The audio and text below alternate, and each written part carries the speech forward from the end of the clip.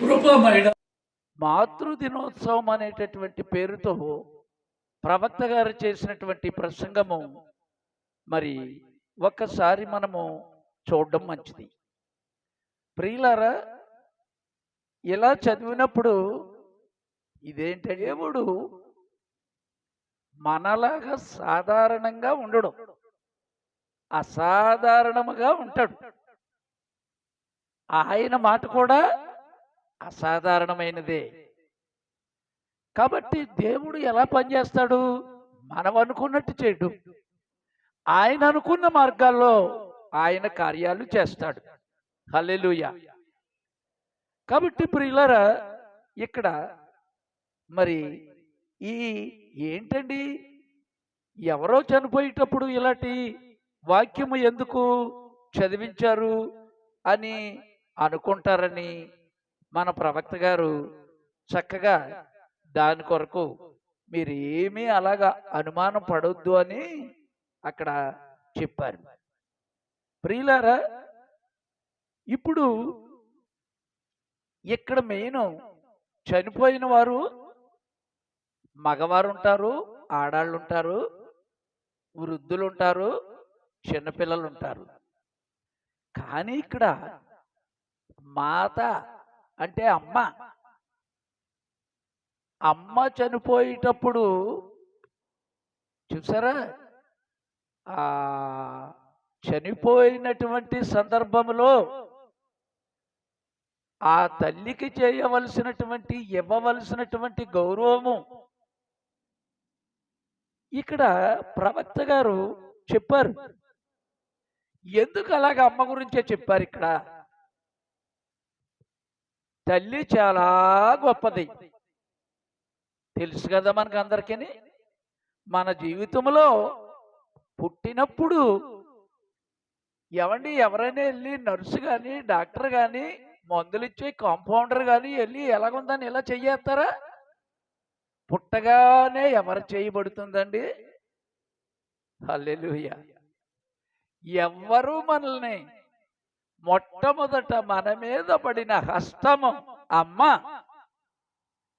నీవు గర్భములో పడినప్పటి నుంచి 9 నెలలు పెంచి ఆమె గుండె కింద మనల్ని పెట్టుకొని మొదటిగా భూమి మీద పడినప్పుడు మనలను పట్టుకునేటటువంటి హస్తములు మొట్టమొదటిసారిగా ఎరిగినది ఎవరు? అమ్మ. హల్లెలూయా. అలాగ మనకు జన్మనిచ్చిన తర్వాత కళ్ళ నుండి కారుచున్న కన్నీటిని తుడిచేదెవరు? నిన్ను తాకే మొట్టమొదట చేతులు ఎవరివి? ఆమెయే. కొంచెం పెద్దదిగిన తర్వాత పాలిచ్చి జోకొట్టి ప్రేమించేది కూడా అమ్మే. నీకు ఎవరైనా జీవితంలో జోలపాటను పాడి ఉంటే ఆ జోలపాట పాడింది ఎవరు? అమ్మే. ఒక తల్లికి ఇవ్వవలసినంత గౌరవమును ఈ కాలములో, అంటే అందరూ కాదు, కొంతమంది తల్లికి ఇవ్వవలసిన గౌరవం ఇవ్వటం లేదని మన ప్రవక్త గారు, అలా ఉండకూడదు, నిన్ను కన్న తల్లి. ప్రియులారా, బిడ్డను నెలల రోజుల దగ్గర నుంచి అట్లుగా పెంచేటటువంటి గొప్ప బాధ్యత కలిగి ఉంది. కాబట్టి తప్పనిసరిగా ఎలాగు జీవించాలో మొట్టమొదట బోధించింది. ప్రియులారా, దేవుని దగ్గర నుంచి ఆజ్ఞను పొందిందని చెప్పారు. ఎందుకంటే దేవుడే మీ ఇద్దరు ఏక శరీరులై ఉన్నప్పుడు పిల్లలు పుడతారు అని చెప్పినప్పుడు దేవుడు తల్లికి ఏమిచ్చారండి? పెంచే బాధ్యతను ఇచ్చాడు. హల్లెలూయా. కాబట్టి అమ్మ మొట్టమొదట మనము కన్నప్పుడు ఆ స్పర్శ, ప్రత్యేకమైనటువంటి చిన్న ఆ స్పర్శ. ప్రియులారా, మనకి ఉదాహరణ బైబిల్ గ్రంథంలో మోషే గారు ఉన్నారు. మోషే గారికి ఉన్నటువంటి గుణశీలం ఎలాంటిదండి? అబ్బా! ప్రవక్త. మనం అనుకుంటాం మోషే గారు గుణశీలం కలిగిన వాడు, ప్రవక్త, దైవజనుడు అనుకుంటాం. కానీ ఆ వెనకాల పెంచినటువంటి తల్లి ఉందే, ప్రార్థన చేసింది. ఆమె పేరు యొకెబెదు. ఏవండి, వెంటనే పుట్టాడా? అయ్యో! ఈ ఐగుప్తీయులు ఇలా బాధలు పెడుతున్నారు. ఒక ప్రవక్తని వస్తాడని చెప్పారు, రాలేదేంటి అంటే, కంగారు పడకు, భర్తనివ్వడు, ప్రార్థన చెయ్యి, నేను చేస్తున్నాను.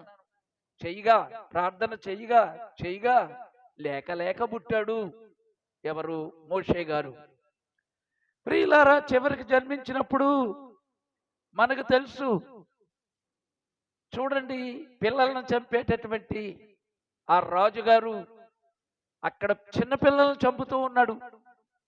ఎందుకంటే వాళ్ళ దేశంలో ఉన్నటువంటి వాళ్ళు కాదని.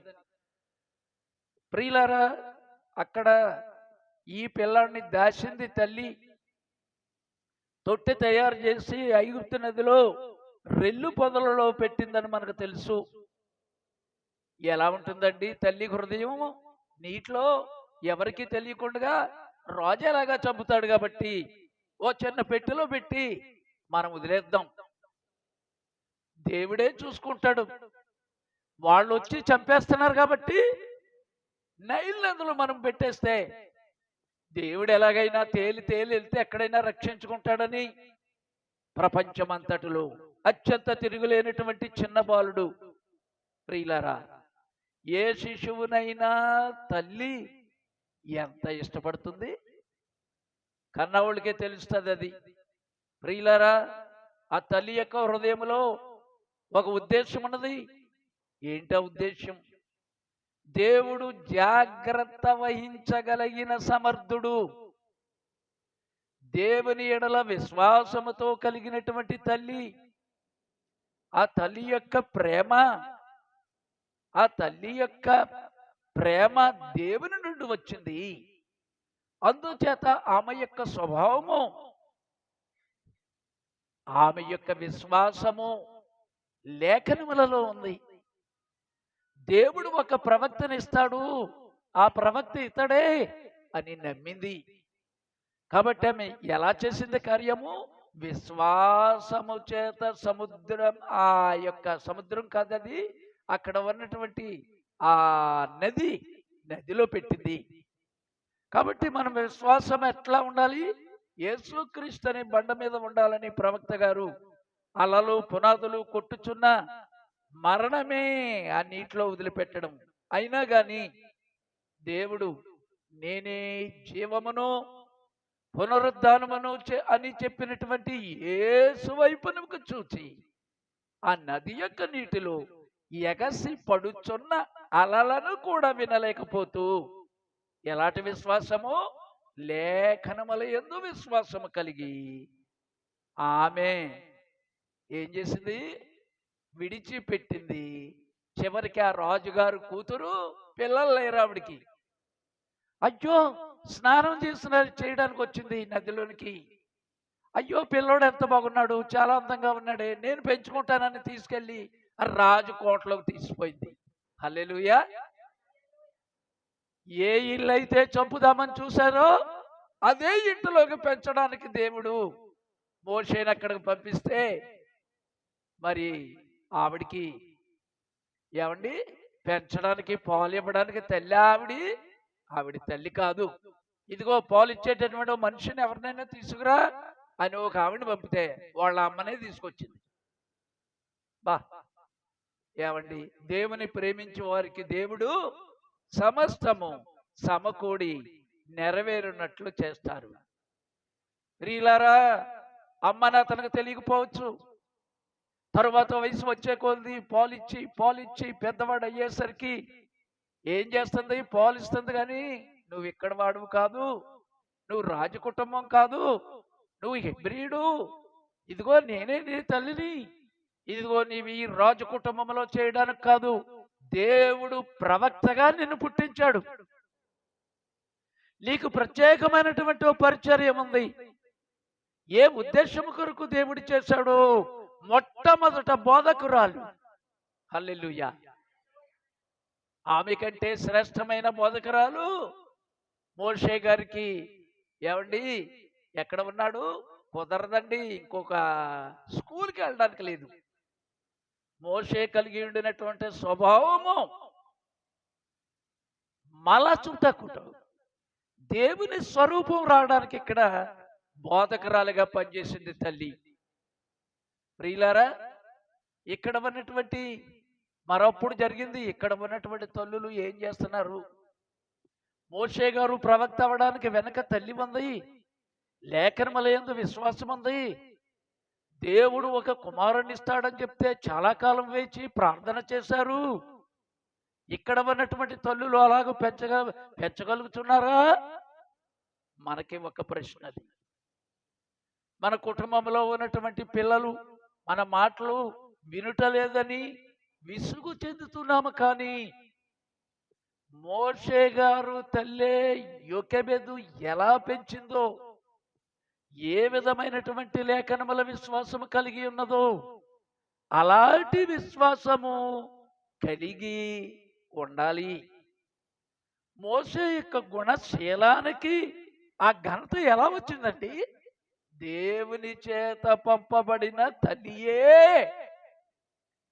ఎంతో వేచి భార్యాభర్తలిద్దరూ ప్రార్థన చేశారు.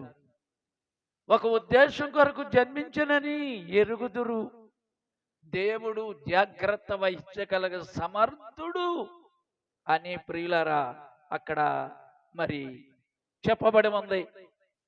కాబట్టి ఇక్కడ తల్లి, ఇక్కడ చాలా మంది అమ్మలు ఉన్నారు. ప్రియులారా, జ్ఞానురాలు తన ఇంటిని కట్టుననుంది ఈ వాక్యములో. దేవునిలో ప్రవక్త గారైతే మగవాడిని అడుగుతాడు జవాబు. బలహీనమైన ఘటమని అన్నారు భార్యని, అంత మాత్రాన ఆవిడికి బాధ్యత లేదని కాదు. ఒక ప్రవక్తగా ఉండడానికి, గుణశీలము కలిగినటువంటి మంచి దైవజనుడు అవడానికి మొట్టమొదట మృదువైన హస్తములతో బోధ చేసి బోధకురాలిగా ఉంది ఇక్కడ. అయితే మనము దేవుని యొక్క వాక్యాలతో లలాట పత్రికగా భాష్యము వలె కడుతున్నామా మన పిల్లలకి? బయటకు వచ్చినప్పుడు, ఇంట్లోకి వచ్చినప్పుడు ప్రార్థన చేసి పంపిస్తున్నామా? ఉప్పు వేసినట్టు మన సంభాషణ సారము కలిగినటువంటి సంభాషణగా ఉండి, జ్ఞానమందు, వయస్సు, దేవుని దయ్యందు, మనుషుల దయ్యందు మనము వాళ్ళని పెంచగలుగుతున్నామా? ప్రియులరా, దేవుని దయ్యందు, మనుషుల దయ్యందు పెంచగలగడానికి తల్లి, మోషే యొక్క తల్లి యోకెబెదు ఉన్నట్లుగా ఉండవలసినటువంటి అవసరము ఉన్నది. కాబట్టి ప్రియులారా, ఇంకొక విషయం ఇక్కడ తల్లికి ఉన్నటువంటి గొప్ప భాగ్యము. ఇదిగో తండ్రే మెయిన్, కుటుంబానికి యజమాని అని చెప్తారు పెళ్లిళ్ళలో, కానీ తల్లిని ఎక్కువ చెప్పరు. కానీ ఇక్కడ ప్రవక్త ఏం చెప్తున్నాడు మీకు తెలుసా? పిల్లలు ఎవరి మాట వింటారు? ఒక బిడ్డ తన తల్లి మాట వినను. ఆ తల్లి యొక్క ఏదో ఒక చిన్న తండ్రి చిన్నప్పటి నుంచి స్నానం చేయించి, ఉగ్గు పెట్టి, పాలిచ్చి, ఇతన్ని మామూలు విసుక్కోకుండా జోల పాటలు పాడేటటువంటి వాడా తండ్రి? కాబట్టి ప్రియులరా, తల్లి మీద ఉన్నటువంటి ఆ ప్రేమ ఆ బిడ్డ తల్లి చెప్పినప్పుడు వినేటటువంటి విధంగా ఉంటుందంట. మనం ఏం చేస్తున్నాం? విసుక్కుంటున్నాం. ఓ సెల్ ఇచ్చేసి ఆ మూలవాడు ఎడుతాడని చెప్పేసి సెల్ ఇచ్చి వదిలించుకుంటున్నాం. ఎలాగోలాగా మన మీదకి బాధ్యత లేకుండా వాడిని పక్కనే అలా వదిలేస్తున్నాం. ప్రియులారా, నిజంగా నేను చెప్పాలని కాదు, కానీ ఇవన్నీ నాకు ఈ సమయంలో ఏదైనా కష్టం కలిగినప్పుడు ఎవరి దగ్గరికి వెళ్తారు? ముందు నాన్న దగ్గరికి వెళ్ళే ధైర్యం ఉండదు పిల్లలకి.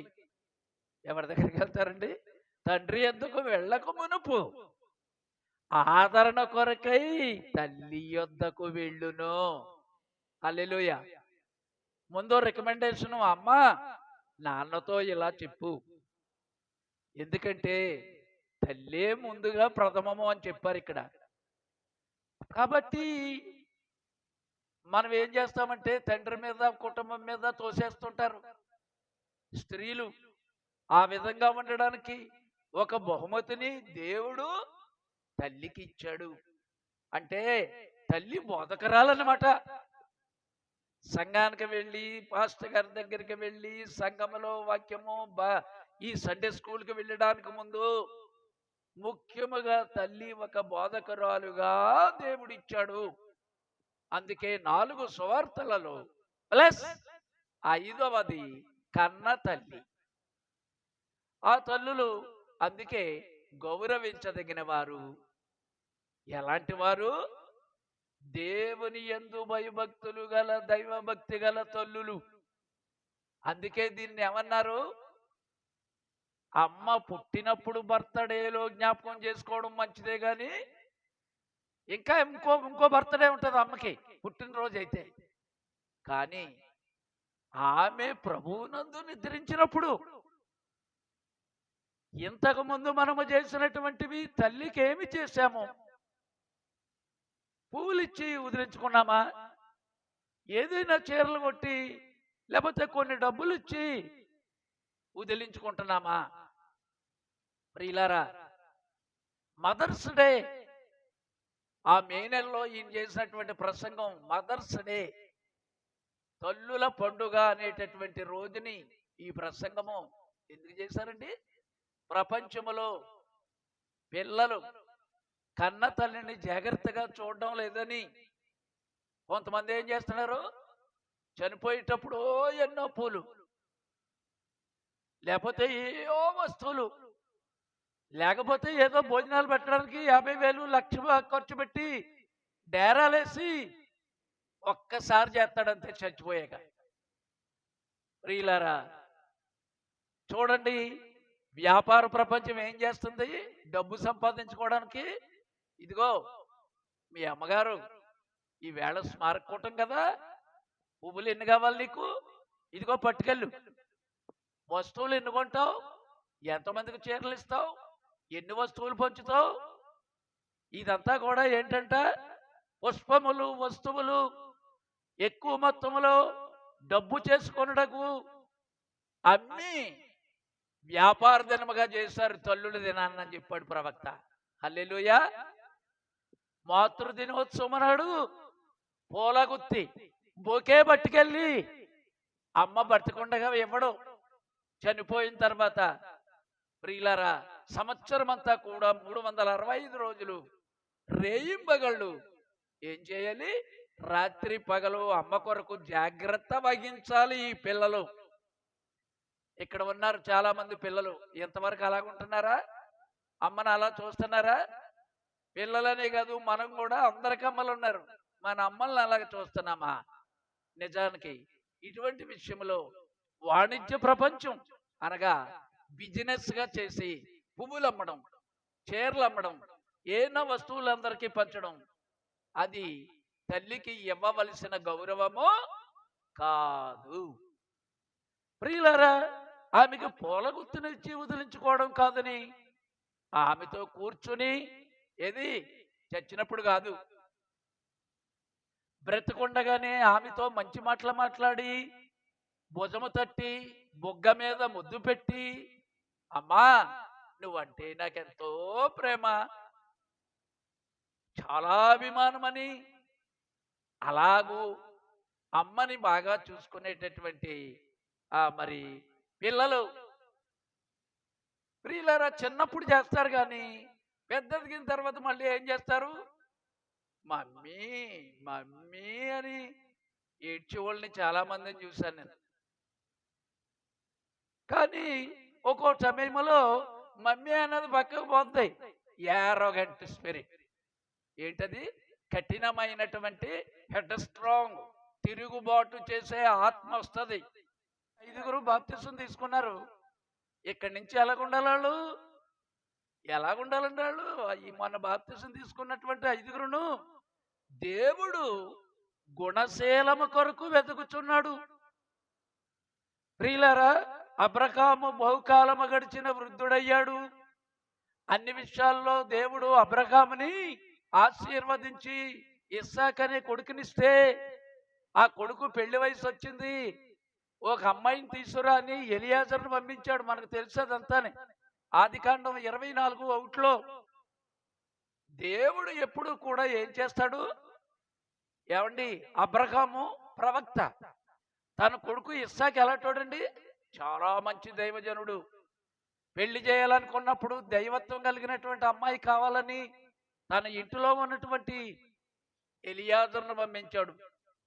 పంపించినప్పుడు ఎలియాజర్ సొంతంగా చూస్తాడా?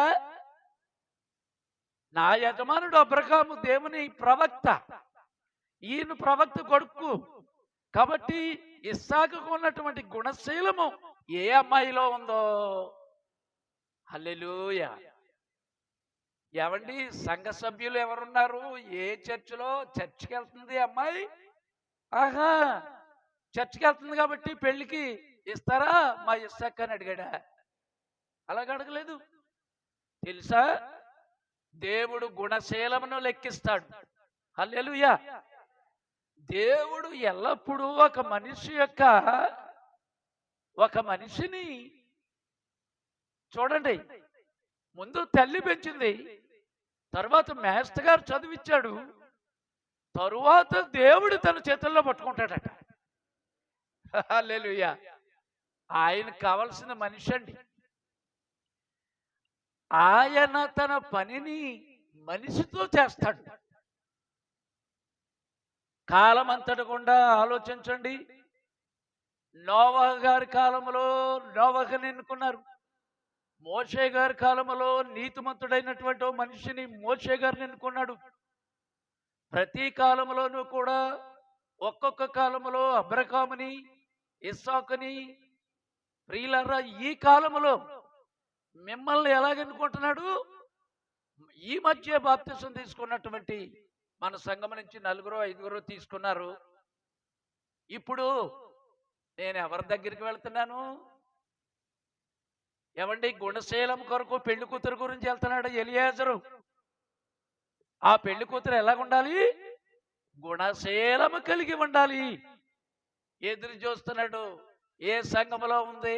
క్రైస్తవురాలని కాదు, గుణశీలము కలిగినటువంటి అమ్మాయి గురించి చూస్తున్నాడు.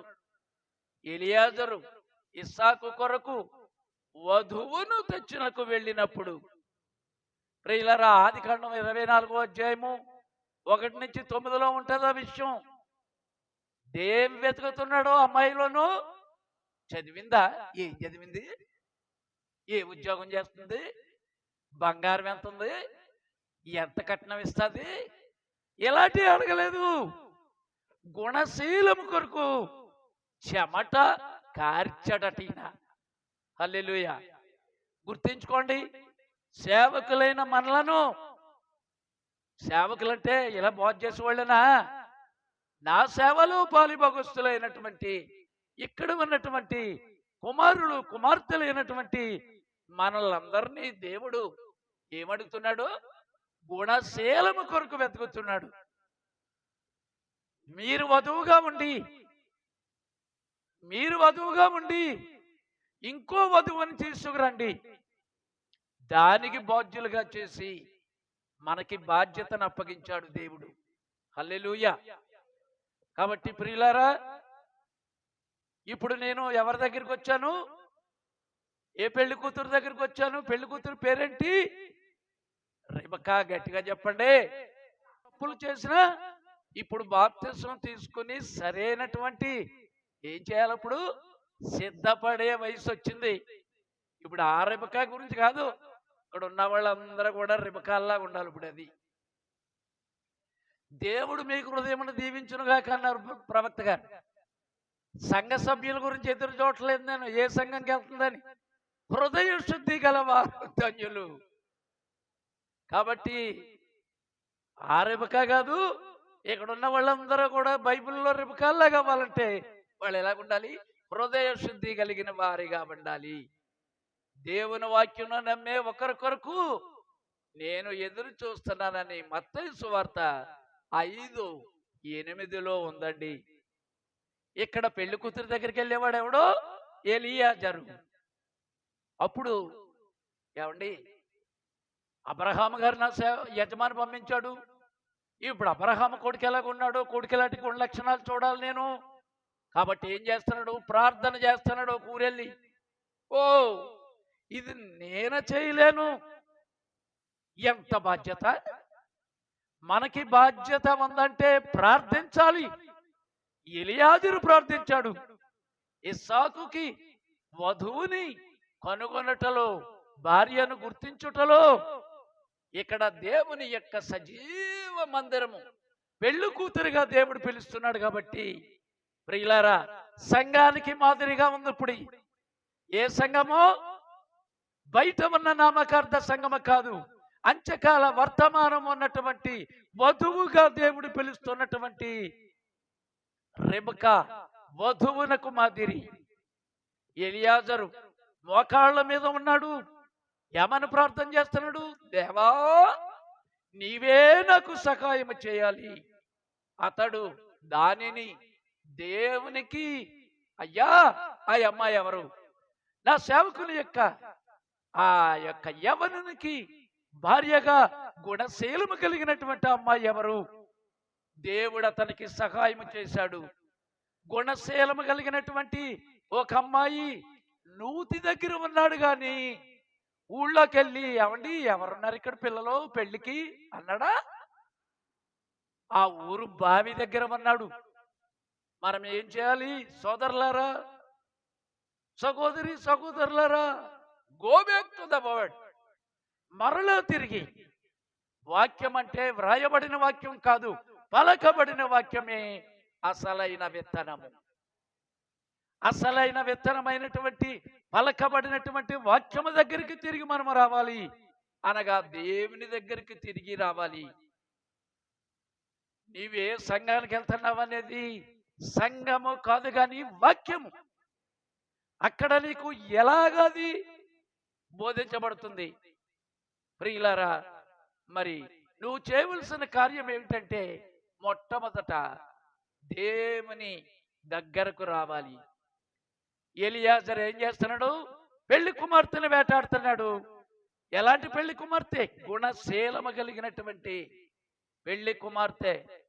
అయితే ప్రియులారా, ఇస్సాకు యొక్క భార్య అందమైనది.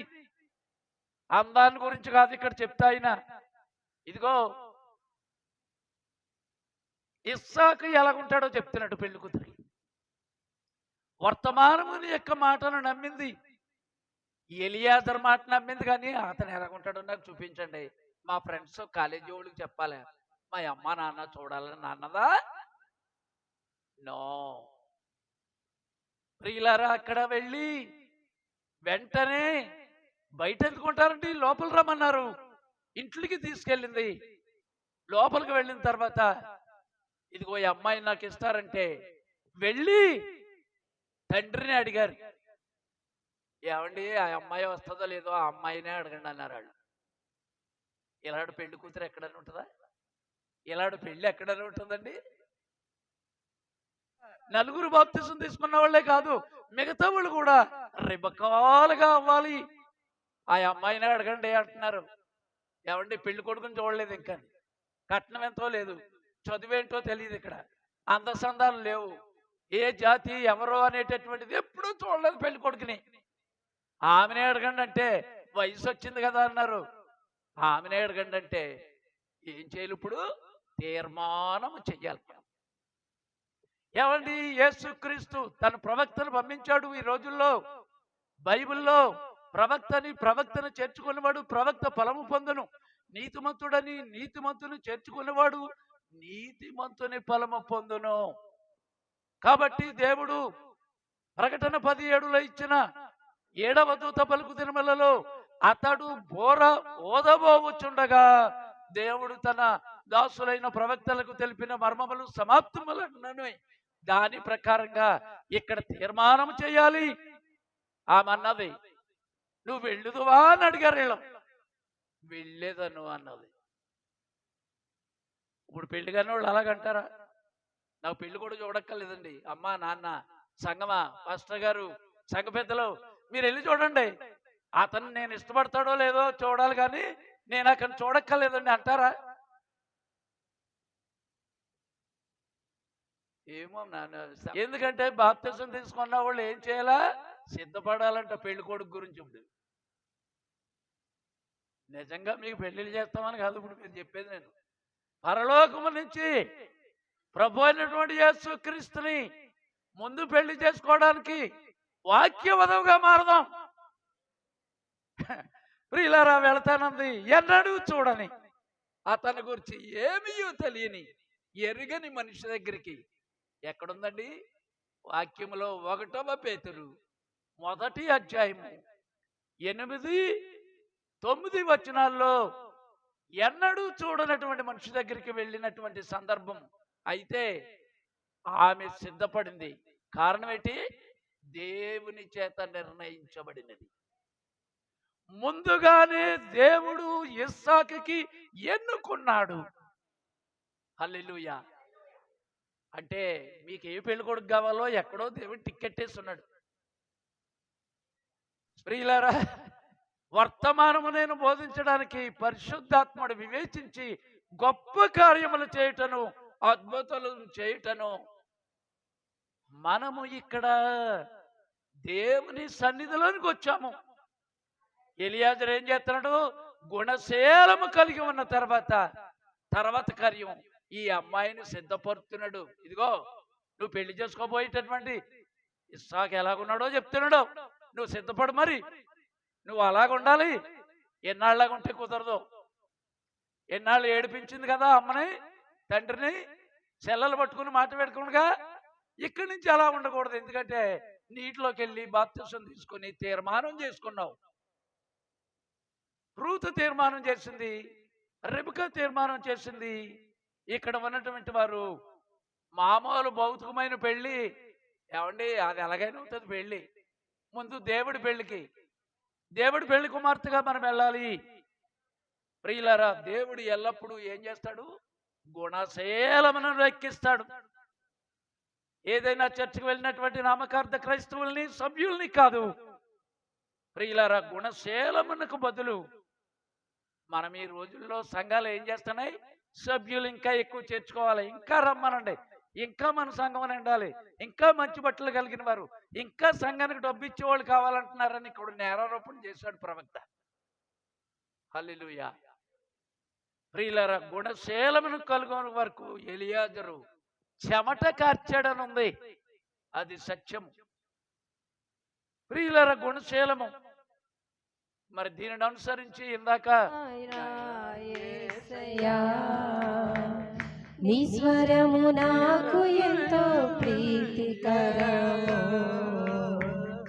మంచిగా పిలిచిన నా యేసయ్యా.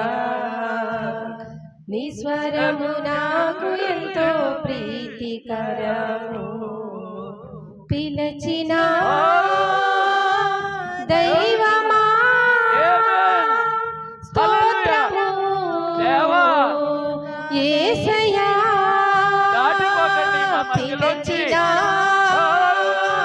దైవమా స్తోత్రము నా యేసయ్యా. మంచిగా పిలిచిన నా యేసయ్యా. నీ స్వరము నాకు ఎంతో ప్రీతికరము, మంచిగా పిలిచిన నా యేసయ్యా. నీ స్వరము నాకు ఎంతో ప్రీతికరము, లేమి నుండి నన్ను కలిమిలోనికి, శాపము నుండి నన్ను సమృద్ధిలోనికి, లేమి నుండి నన్ను నీ కలిమిలోనికి, శాపము నుండి నన్ను సమృద్ధిలోనికి పిలిచిన దైవమా స్తోత్రము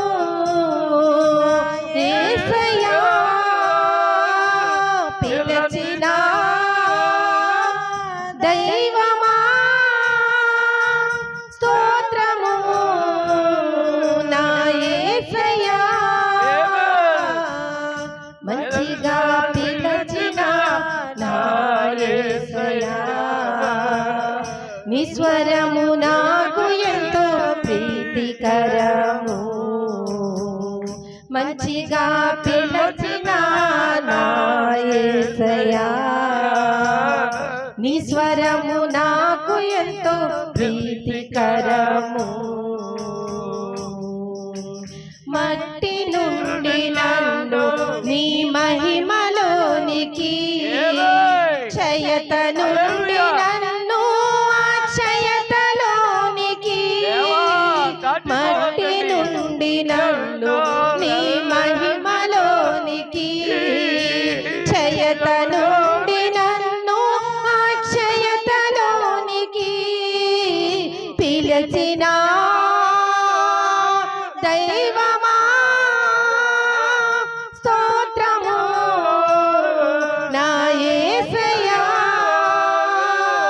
పిలచిన దైవమా స్తోత్రము నా యేసయ్యా పిచ్చిగా పిలచిన నా యేసయ్యా నీ స్వరము నాకు ఎంతో ప్రీతికరము మంచిగా పిలచిన నా యేసయ్యా నీ స్వరము నాకు ఎంతో ప్రీతికరము హల్లెలూయా. ప్రియులారా, ముగించే ముందు అబ్బా ఎటువంటి సమయం అండి. ఇప్పుడు రెబెక్కాను అలా విడిచిపెడదాం. పెళ్లి కానటువంటి పిల్లల కొరకు ఎలా సిద్ధపడాలి, గుణశీలమును కలిగి ఉండాలని చెప్పుకున్నాం. మరలా ఇప్పుడు అమ్మ దగ్గరికి వద్దాం. ఇప్పుడు అలా తెలుసుకుంటే మా అమ్మ ఎంత మంచిదో చెప్తే టైం అయిపోయింది, నేను చెప్పలేను. కానీ మా అమ్మ కంటే మా అమ్మమ్మ ఇంకా మంచిది. ప్రియులారా, మా అమ్మగారి పేరు సత్యవతి. మరి దేవజను రాలు మేరీ గారు ఇక్కడ మనకు ఉన్నటువంటి చాలా మంది అమ్మలు చనిపోయారు. ఏమండి, ఎంతో మంచిగా అమ్మ గోరుముద్దలు తినిపించి నీకు సంబరణ వేసి నిన్ను జటలు వేసి బయటికి పంపించినప్పుడు ఎలా ప్రేమించిందో ఆ ముఖం వైపు చూడాలని అందరూ కలిసి నీకు కూర వేసేటప్పుడు ఇంకా తినమ్మా అని చెప్పే అమ్మ ఆ ప్రేమ ప్రియులారా తలుసుకుంటే ఇలా నేను వాక్యము చెప్పలేనటువంటి విధముగా మా అమ్మ గురించి జ్ఞాపకం వస్తే అమ్మ కంటే అమ్మమ్మ ఇంకా ఎక్కువ ప్రేమ గలది మా అమ్మగారి గురించి. ప్రియులారా, ఎలాంటి సమయం అది. ఏమండి, అది జ్ఞాపకం తెచ్చుకొని మనం దుఃఖపడకుండా దేవుడు ఏం చేశాడు, మరలా మీ అమ్మలా ఉండదు, మీ అమ్మమ్మ అలా ఉండదు, దైవజనరాలు మేరీ గారు అలాగుండరు. ఇదిగో అంచె దినములలో మనలో పునరుద్ధానం వస్తుంది, నేనే జీవమును పునరుద్ధానమును. హల్లెలూయా. ఎంత మంచి నిరీక్షణ. ఏమండి, మళ్ళా లేస్తారు. అయ్యో, మా అమ్మ మా నాన్న లేకపోయినా ఎంతో ప్రేమగా చూసిందని అందరూ కూడా ఏడ్చారు. మీ అందరికంటే కూడా ఎక్కువ మా అమ్మ దగ్గర ఏడ్చాను నేను. ప్రియులారా, ఆ బాధలు మళ్ళీ ఇప్పుడు లేకుండా పోతున్నాయని దేవుడు చెప్తున్నాడు. ఆ వేదనలు నాశనం అవుతున్నాయని చెప్తున్నాడు. ఆమెకున్నటువంటి పాలిపోయిన ఆ దవడలు నొక్కిపోయి చివరిని చూపు లేకుండా ఉన్న ఆ గుడ్డిదిగా ఉన్నటువంటిది పునరుద్ధానములో ఎలా చూసి నిన్ను పెంచిందో మా అమ్మ, మీ అమ్మ, మన అమ్మలు చనిపోయేటప్పుడు ముసలివాళ్ళుగా ఉండి ఆ చెక్కుళ్ళు నొక్కుపోయి పాలిపోయిన చెక్కుళ్ళు, కన్నీళ్లు. చనిపోతున్నప్పుడు నాయనా నేను వెళ్ళిపోతున్నాడు, దేవుడు నన్ను పిలుస్తున్నాడు అన్నప్పుడు నీకు ఇచ్చిన కన్నీళ్లు దేవుడు ఇక్కడ తొడవనున్నాడు. కళ్ళీన నుండి కన్నీరు ఇక లేదని ఆ తిరిగి అంచె దినమున దేవుడు మరలా పునరుద్ధానుడిగా వస్తాడు. అందుకే ఇప్పుడు మనం చదివిన లేఖనములో ఆయన మన కొరకు చనిపోయాడు, ఆయన 3వ దినమున లేచాడు, మరలా మిమ్మల్ని లేపుతాను. మీ అమ్మ, మీ అమ్మమ్మ, మీ నాన్న చనిపోయిన ఎవరైనప్పటికీ ప్రతి ఒక్కరు గంధాలు విప్పబడతాయి. ఆహా, సమాధి ఇంకా లేదు. దేవుడు వాగ్దానం ఇచ్చాడు. వాళ్ళకున్న నరాల బలహీనత మా అమ్మకున్న గుడ్డితనం ఉండదు. ఇంకా నా మనవణ్ణి దయానందరాజు కొడుకుని తీసుకుని వెళ్ళి ప్రార్థన చెయ్యమ్మా అన్నప్పుడు కళ్ళు లేదు, చూడలేదు. ఇప్పుడు నా మనవణ్ణి ఓ జానెమానియలు ఎంత బాగున్నావయ్యా అంటది. ప్రియులారా, ఆ నరాల బలహీనత లేదు. ఆ కోపోద్రికాల ఇంకాలు ఎలా ఉంటారు? వధువు వలె ఉంటారు, మాధుర్యముగా ఉంటారు, నెమ్మదిగా ఉంటారు.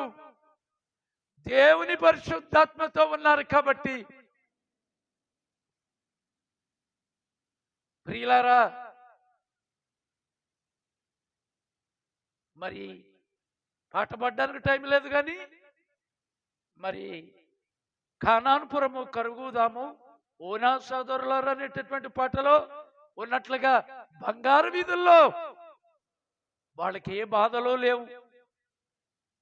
ప్రియులారా, సమాధి కార్యక్రమములు కూడా వాళ్ళకి లేవని రాశారు. ఇక్కడ మనకున్నాయి. ప్రియులారా, అరవీలో అమర్త్య శరీరాలతో అనగా దేవుని తీయబనిలతో లేస్తారు. అంటే మా అమ్మ చివరి టైంలో ఉన్నటువంటి ఆ గుడ్డితనం ఉండదు.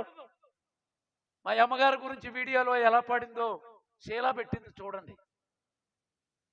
ప్రియులారా, ఆమె యొక్క బుగ్గలు మచ్చలు మచ్చలు గడిపోయి ఎలాగుందో ఇంకా అలాగుండదు.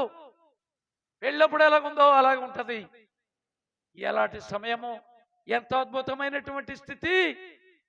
హల్లెలూయా, హల్లెలూయా. ప్రియులారా, చివరిగా ముగిస్తున్నాను. అంటే భూమి మీద ఉన్నప్పుడు ఉన్నటువంటి అమ్మ అంచు దినాన్ని మళ్ళా బతికించినప్పుడు మనమందరం లేకుండా అమ్మ లేదు. ఎంతకుముందు మన అమ్మ ఎలాగుందో మనతో మళ్ళీ అలాగుంటుంది. అబ్బా, ఎప్పుడు జరుగుతుంది? ఎప్పుడు అమ్మని చూస్తాం, ఎప్పుడు అమ్మమ్మని చూస్తాం. తన కుటుంబం లేకుండా అమ్మ సంపూర్ణం కాలేదు. భోజనము, ఆరోగ్యము, ఆనందంగా మళ్ళా రాత్రి భోజనము. ఓ, ఒక గొలుసు అయితే ఎలాగైతే ఉందో, మా కుటుంబాన్ని తీసుకుంటే ఏసేపు గొలుసు, యోహాను గొలుసు, రూత గొలుసు,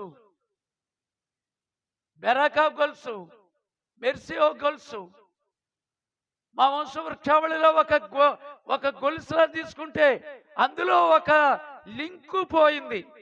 మా అమ్మ. దేవుడు మరలా లింకుని ఇలా కదుపుతాడట. బా, నిజంగా ఎలాంటి వర్తమానం ఉండేది! మాతృ దినోత్సవం. ప్రియులారా, బ్రెనహాం గారు వాళ్ళ ఇంటి దగ్గరికి వెళ్ళారు. వాళ్ళ ఇంటి దగ్గరికి వెళ్ళి అన్నాడు, మొట్టమొదటి చనిపోయినోడు ఈయన, తర్వాత చనిపోయినట్టు పలానా అయినా, తర్వాత చచ్చిపోయినాడు హవార్డ్ మా తమ్ముడు యాక్సిడెంట్లో చచ్చిపోయాడు. నేను ఆయన కలుసుకునేటప్పుడు, ఇదిగో నువ్వు బోధ చేస్తున్నావు, నేను కలుసుకోవడానికి లేదు. నేను చనిపోయేటప్పుడు నువ్వు ప్రసంగం చేస్తున్నావు, ఇదిగో నువ్వు ప్రసంగంలో ఇలా మాట్లాడావు, నేను అలాగే ఉన్నాను ఇప్పుడు ఇక్కడ, మళ్ళీ నేను కలుసుకుంటానని చెప్తున్నాడట. అది మాతృ దినోత్సవం. అమ్మే కాదండి, మన తాత తాత దేవునిలో ఉండి మనస్సాక్షిగా మంచిగా ఉన్నవాళ్ళు. అయ్యా, ఇలాంటి సంఘం లేకపోవచ్చు, ఇలాంటి ఆరాధనకి వెళ్ళకపోవచ్చు, ప్రియులారా, చివరికి ఒక విషయం చెప్పి నేను నా జ్ఞాపకం వచ్చినప్పుడల్లా కూడా మెర్సి అనేటటువంటి పెద్ద కూతురు నాకంటే చాలా ఎక్కువ తల్లి కాబట్టి ఆ కడుపు సముద్రంలాగా కొడుకుని మర్చిపోలేనటువంటిది ఏ పిස්සరైనా వస్తుందనుకుంటే చిన్న పిස්සరు కూడా లేకుండా ఆ బర్త్డే వచ్చింది మొన్న ఈ మధ్య. ఎందుకు నా కొడుకు లేదని ఎడుతుంటే, ఎందుకు ఎడుతావయ్యా, ఎందుకు అలాగే ఎడుతున్నావు, నీ కొడుకు అక్కడ ఉన్నాడు, కొడుకు దగ్గరికి వెళ్ళడానికి కొడుకులాగుండు. ప్రియులారా, ఈయన ఇక్కడ చివరిలో ప్రసంగంలో చెప్పినప్పుడు ఆమెను బాధ పెట్టలేదు కానీ నన్ను బాధపడుతున్నాడు అప్పుడప్పుడు పిలిచి వచ్చి. కాబట్టి మాతృ దినోత్సవంలో తల్లి, తండ్రి, సోదరులు ఒకరి తర్వాత ఒకరు చనిపోయిన వాళ్ళు వచ్చాక యాక్సిడెంట్లో చనిపోయినైనా ఇదిగో ఆ వాక్య యాక్సిడెంటే, ఇంక మళ్ళీ ఇక్కడి నుంచే యాక్సిడెంట్లు నాకు ఉండవు అని చెప్పాడట ఆయన. ఎక్కడున్నాడు? పరలోకంలో ఉన్నాడు. ఏమండి, అందరినీ వివరించలేదు. మాతృ దినోత్సవంలో మీరు చూడండి, చిన్న తమ్ముడు, పెద్ద తమ్ముడు ఏమండి జబ్బులతో ఉండి సడన్ గా చచ్చిపోయారు. 19 సంవత్సరాల వయసులో ఒకడు చనిపోయాడు బ్రహ్నాం గారి కుటుంబంలో. అప్పుడు నాకు ఆదరణ వచ్చింది. నా మనవడు కూడా 19-20 సంవత్సరముల వయసులో చనిపోయాడు. కానీ మరలా పునరుద్ధానములో తాతయ్య హాస్పిటల్ కడతానన్నాను కానీ హాస్పిటల్ ఇంకెందుకు, పరలోకంలో ఉన్నాను, నేను బాగున్నాను అని చెప్తాడు. నేనే పునరుద్ధానమును జీవమును. ఈ వర్తమానం చదివాక ఇక్కడ నుంచి విన్సీ నా జ్ఞాపకం వచ్చిన ప్రియులారా, జయరాజు గారికి కనిపించి ఉయ్యాలలో ఊగుతున్నాను, నువ్వు రాలేదని చెప్పిన ఎల్లప్పుడూ జయరాజు గారికే. ఎందుకంటే పయోడు కాదు జయరాజు, నా సంఘములో ఉన్న మనమే ఆయన ఇల్లు. అయ్యా, నీ ఇంట్లో జరిగిన, నా ఇంట్లో వ్యాధి వచ్చినా, నీ కప్పులు వచ్చినా, నాకు బాధ వచ్చినా, ఎవరికి యాక్సిడెంట్ వచ్చినా, ఇదిగో మాతృ దినోత్సవం అంటే అమ్మ గురించి కాదు, మనలో ప్రతి ఒక్కరము కూడా దేవుని వాక్యములో మనుష్యుడు రొట్టె వలన మాత్రము కాదు కానీ ఆయన నోట నుండి వచ్చు ప్రతి మాట వలనని వ్రాయబడి ఉన్నది. ప్రియులారా, నాలో ఉన్నటువంటి నా మనవడు ఎప్పుడైతే మాతృ దినోత్సవంలో లాస్ట్ ఐటమ్ ఇవన్నీ, ఇక నీకు కన్నీళ్లు ఉండవు. అలాంటి రోజు రాబోతుంది కాబట్టి అతను ఉయ్యాల్లో ఉన్నాడు. సగంలో ఒకరిద్దరికి దేవుడు చూపెడతాడు. ప్రియులారా, జయరాజ్ గారికి మానవుడికి 3 మెట్లు అని చెప్పారు. ఓ పత్రికలో చదివాను. మానవ కోణం 1, ప్రత్యక్షత 2, దర్శనము 3, నీతీకరణము, శుద్ధీకరణము, పరిశుద్ధాత్మ బాప్తిస్మము 3 మెట్లు కృప యొక్క పరిపక్వతగా ఎలా ఉంటాయో మానవుడు శరీరము, మనస్సు, హృదయము ఎలాగున్నాయో దేవుడు 3లో పరిపూర్ణం అవుతున్నాడు. ఇక్కడ ఉన్నటువంటి జయరాజ్ గారు విన్సీ గురించి చెప్పినటువంటి కళ చెప్పినప్పుడు మరి అది ఎలాగొచ్చింది, అది కళ లేకపోతే దర్శనమో? ఏమండి, దర్శనం ఎలాగొస్తుంది? ఇంకి ప్రవక్తలకు ఇస్తున్నారు. లేకపోతే కళ అయితే మెలకుగా ఉన్నాడా, గాఢ నిద్రలో ఉన్నాడా, ఎలా వచ్చిందో ఆయన చెప్పలేడు. సాధారణంగా నాకు కళలు రావు, వస్తే అవి జరగకుండా ఉండవని చెప్పాడు. అదేంటో నేను చెప్పలేను, నేను స్వయంగా చూశాను పైనుంచి అని చెప్పాడు. మొన్న పత్రిక చదివేటప్పుడు పత్రికలో మనిషికి ఈ శరీరములో మన ఇంద్రియ జ్ఞానముల ద్వారా మనస్సుతో ఏమండి దేవుని మాట, దేవుని సంగతిలో మనం ఆలోచించేటప్పుడు మనస్సుతో మానవ కోణంలో అంటామట. ఏమని? బాధపడుకో, అతను దేవుడి దగ్గర ఉన్నాడు, అతనికి ఏం పర్వాలేదు అని నాకే కాదు సంఘానికి అందరికీ కూడా ఉదాహరణగా చెప్పాడు ఆయన. అప్పుడు ముందేమో మానవ పరిధి అంటే 5 ఇంద్రియములతో మనము దేవుని యొక్క ఆరోగ్యానేంద్రియముతో దేవుడిచ్చిన ప్రత్యక్షత కాదు అది. రెండోది కాదు, దేవుడు హేబేలుకి ఇచ్చినటువంటి ప్రత్యక్షత ఇస్తే ఏమండి వాక్యంలో ఉంది, ఇలా వచ్చిందని చెప్తాడు. రెండోది కాదు, నువ్వు మెలకువలో ఉన్నప్పుడు దర్శనం వస్తుంది. Where there is no vision people perish. దర్శనము లేని జనులు కట్టులేక నశించుదురు. దర్శనం కూడా కాదు. అప్పుడు నాకు అర్థమైంది. ముందు నేను నమ్మలేకపోయాను జయరాజ్ గారు చెప్తే. గారు నాకు నిద్ర పట్టలేదని వారు మానవీయ పరిధేట అది. 3 కోణాల్లో ఒక కోణం. చనిపోయిన వారి దగ్గర వెళ్ళినప్పుడు పర్వాలేదండి. ఏమండి దేవుడి దగ్గర ఉన్నాడు, మంచోడు, ఒక కుర్రోడు, పెళ్ళి అవ్వలేదు, అతనికి ఏం పర్వాలేదు. అతను ఏ పాపం చేశాడండి? ఏ వ్యాపారం చేశాడయ్యా? ఏమన్నా మనకులాగా ఉద్యోగానికి వెళ్ళడా? నా కూతురు లేదు కాబట్టి ప్రియులారా, మరి సరిగ్గా గంట అయిపోయింది. నగరామందు ఆకలి దేవా, ప్రైజ్ ది లార్డ్.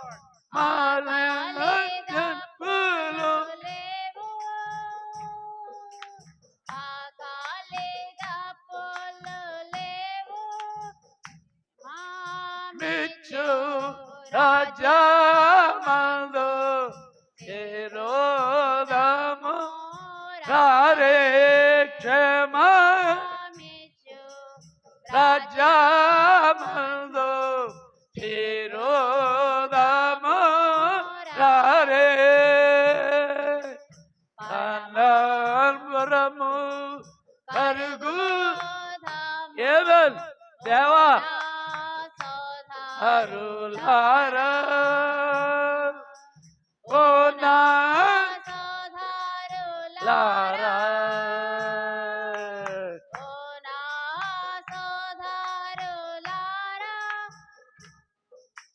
మాని తంబు విందు నల్దు మనము చేరుదాము. మాని తంబు విందు నల్దు చేరుదామా. పరమా నందు ఆకలి దప్పులు లేవు.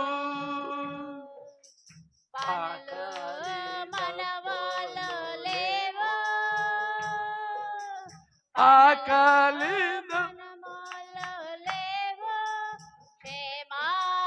మిచ్చి రాజామందు చేరోదము రారే క్షమించు చేరోదము రారే అనాంబరము కరుగు దమ ఓ నా సోదరు తారా ఓ నా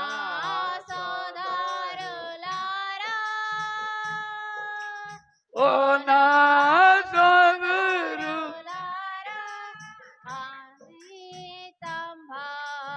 ఎందో నందో చేరుదాము. మాని తంబో విందు నందు మనము చేరు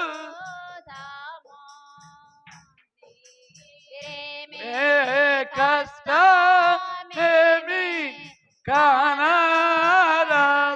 కానారాధయందు కానారాధయందు కానారాధయందు ఎన్నాడైనా చూడనట్టి ఎన్నో వింత ఎన్నాడైనా చూడనట్టి ఎన్నో వింతలుండు నా కరుగులమ్మ పోన సదరు లారా ఓ నా నారా ఓ నా సోదరు సోదరులారా మానే తంభ విందో నల్దో మనము చేరు దము మాని కంబో విందు నల్దో మనము చేరు వల్ల గోమేదికము రాజులతో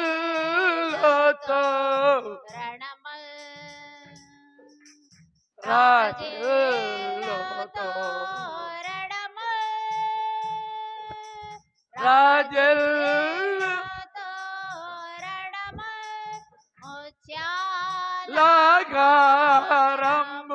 లాగారంబోలతో ముచ్చటగా పొందుదాము ముచ్చలంబులతో ముచ్చటగా పొందుదాము కానాన్పురము కరుగుదాము నా సోదరు రా ఓ నా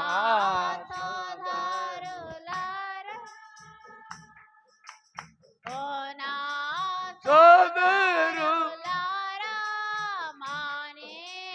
తంబో విందో నల్దో మనము